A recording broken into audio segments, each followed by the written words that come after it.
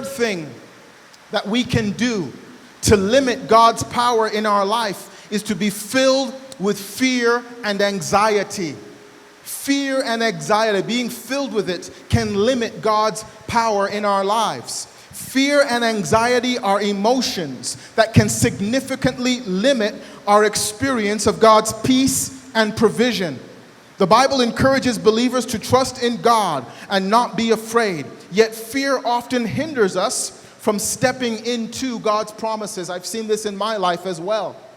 In Matthew chapter 25, verses 14 to 30, Jesus tells the parable of the talents, where a servant who received 1 talent buries it out of fear of losing it.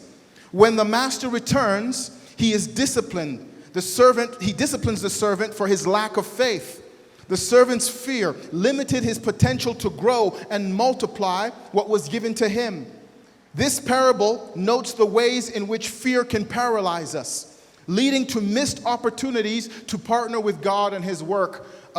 This last holiday, we had the first term of our new class of Kindle College students, pastors and church leaders from all over the country who come for teaching here, advanced Bible training. And I remember when the late Pastor Ron, a friend of this ministry, the man who authored the whole of Kindle College, I remember when he was giving me the responsibility to be in charge of this Bible training program. Let me tell you, there was fear in me. I felt so unqualified. At some point, I thought about saying, no, I am the wrong person. This is not for me. I cannot lead this. I felt it was too big of a responsibility for me to carry. And believe me, I've made mistakes along the way, mistakes that I've tried to learn from. But I've also seen God do great things through Kindle College.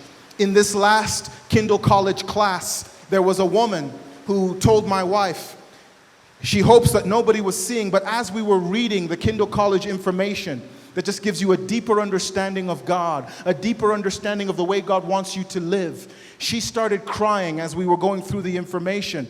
She hoped no one could see it. But if I allowed fear to say, okay, I don't want to be a part of this, I would not have been a part of that. I would not have been a part of what God wanted to do through Kindle College if I let fear take over. He would have found someone else. He would have found someone else if I said, no, out of fear, I don't want to do this. How many great things is God willing to do through you and for you if you step out of fear into confidence? If you step out of fear into His promises? If you step out of anxiety into the knowledge that you serve a mighty God who can do mighty things through willing vessels?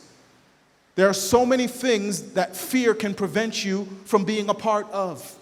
Fear and anxiety can limit God's power in your life. Another illustration of how fear limits God's work is seen in the account of Peter walking on water in Matthew chapter 14. Matthew chapter 14, verses 22 to 23.